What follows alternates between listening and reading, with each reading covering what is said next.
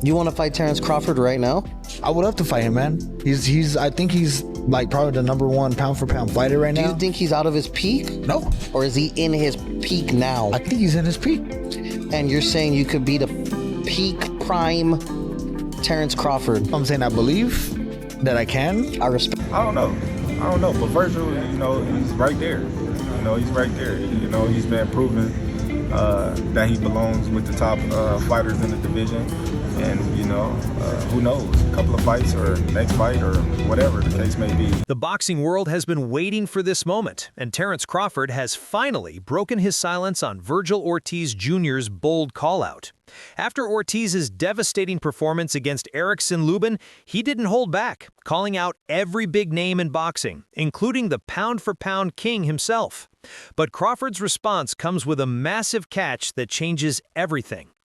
Vergil Ortiz Jr. put on an absolute clinic at the Dickies Arena in Fort Worth, Texas. The WBC interim super welterweight champion needed just 1 minute and 30 seconds into the second round to completely dismantle Erickson Lubin. From the opening bell, Ortiz imposed his rhythm and applied his devastating power. Lubin managed to survive the first round, but in the second, the Texan landed a precise combination that forced Lubin against the ropes, prompting the referee to halt the contest. This wasn't just a win, it was a statement. With this victory, Ortiz extended his undefeated record to an impressive 24-0 with 22 knockouts. He successfully defended his WBC interim super welterweight title at 154 pounds, and the boxing world immediately knew something special had just happened. This overpowering performance once again showcased Ortiz's ability to end fights decisively. His explosive offense and precision have solidified him as one of the most feared punchers in the super welterweight division. But what happened after the fight is what really set social media on fire. Ortiz didn't just celebrate his victory, he immediately started calling out the biggest names in boxing. His primary target was Jaron "Boots" Ennis, and the two had an intense face-off right there in the ring. But Ortiz didn't stop there. During the post-fight press conference, he made it crystal clear what he wanted.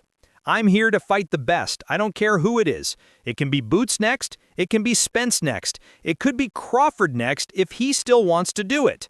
When asked directly if he wanted to fight Terence Crawford right now, Ortiz didn't hesitate.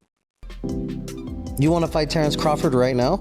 I would love to fight him, man. I think he's like probably the #1 pound for pound fighter right now. Do you think he's out of his peak? No. Or is he in his peak now? I think he's in his peak. And you're saying you could be the peak prime Terence Crawford? I'm saying I believe that I can. I respect. Ortiz made sure everyone understood his intentions weren't personal. No, I respect him as a fighter, though. That's the thing. When I want to fight people, it doesn't mean that, I don't like you. Like, let's get it on. It's more like I respect your skills, and I want to see if I can beat you. This is the mentality of a fighter who wants to test himself against the absolute best. Oscar De La Hoya, Ortiz's promoter, immediately jumped on the opportunity to build hype around his fighter. De La Hoya claimed that Eddie Hearn and Boots Ennis shouldn't have been ringside to watch Ortiz versus Lubin. "I'm actually skeptical because I told Eddie and Boots, don't come watch Vergil live because you're going to be afraid of what you see." De La Hoya is positioning Ortiz as having the upper hand in any negotiations and believes this is the perfect moment for the Mexican-American fighter to become a pay-per-view star.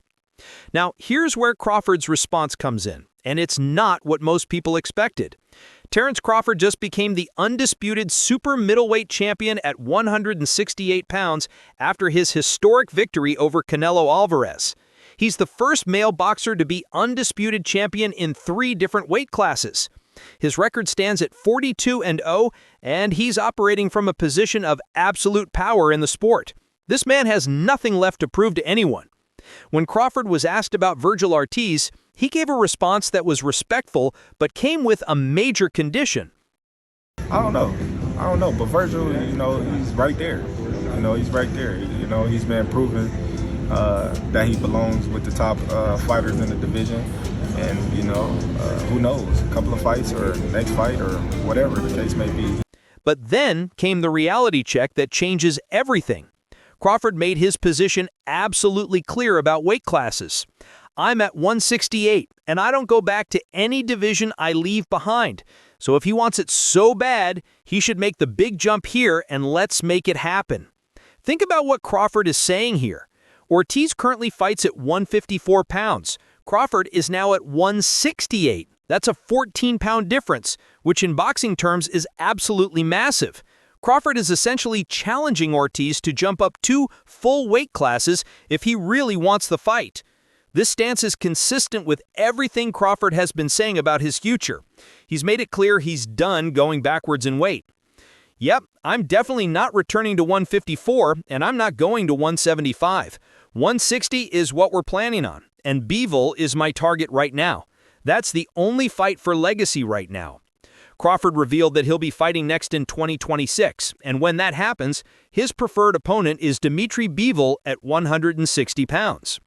His strategy is to drop down 8 pounds from his current weight, not all the way back down to 154, where Ortiz fights. The situation gets even more complicated when you consider David Benavidez. Saudi sports official Turki Al-Shalish suggested a potential mega fight between Crawford and Benavidez at super middleweight, but Crawford shot that down based on size concerns. No, like I said, man, that's a big dude. You know what I mean? He ain't even at 168. Crawford pointed out that Benavidez is now fighting at 175 and probably can't even make 168.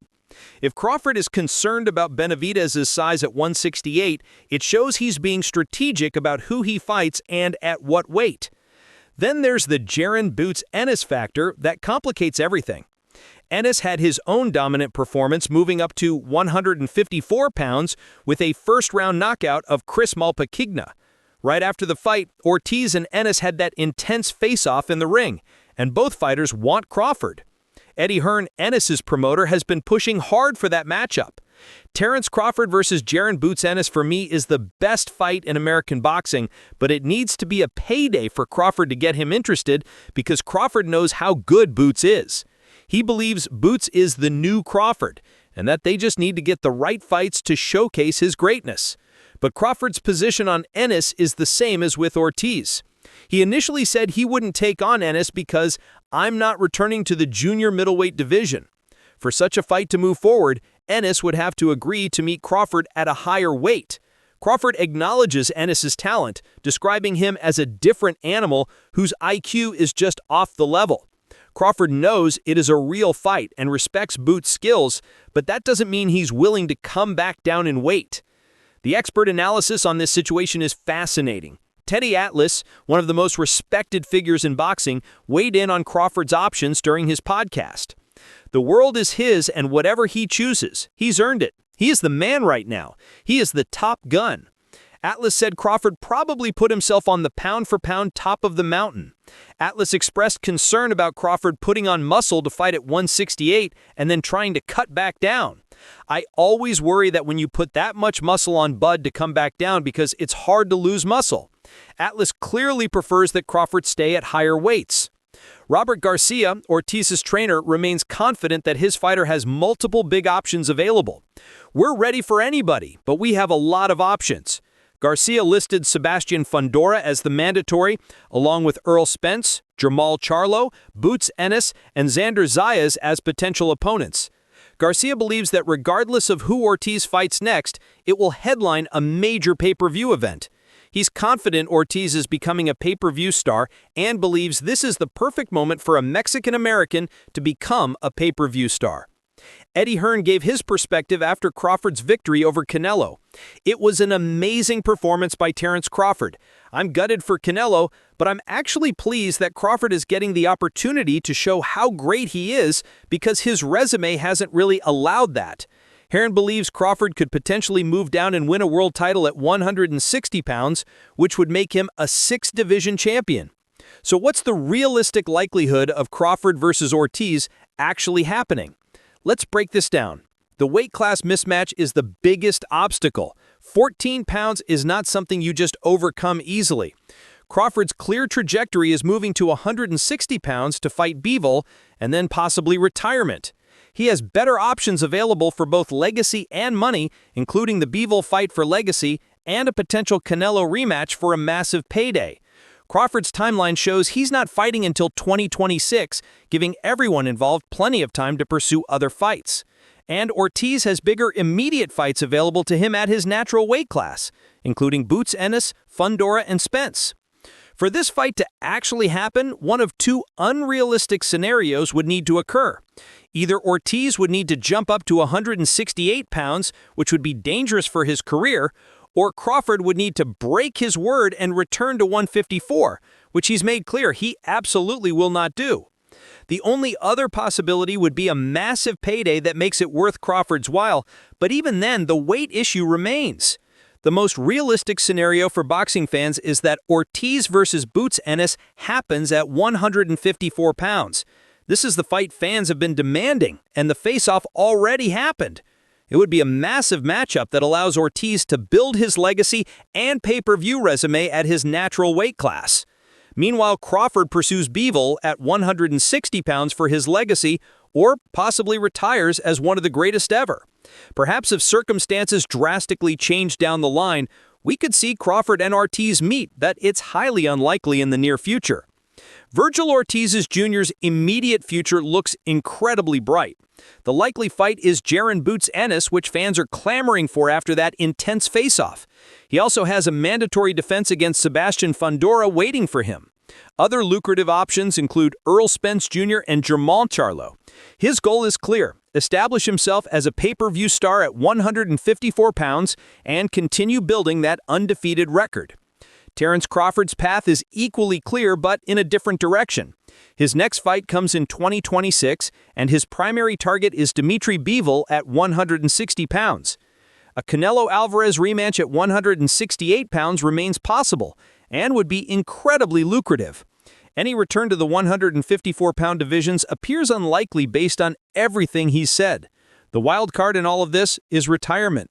Crawford has accomplished everything. He's got nothing left to prove, and he might decide to walk away on top. So, here's what Crawford's response really means. He respects Ortiz's skills and readiness for elite competition, but he won't return to 154 pounds. Instead, he's challenging Ortiz to make the massive jump to 168 if he really wants the fight. It's essentially a polite no, disguised as leaving the door slightly open. Crawford has bigger legacy fights in mind, specifically Bivol, and he's at a career crossroads, weighing legacy versus money versus retirement. Ortiz is clearly on the rise and needs statement wins to reach Crawford's level. The weight classes create a natural barrier between them that's extremely difficult to overcome. Both fighters have more realistic and bigger fights available to them right now.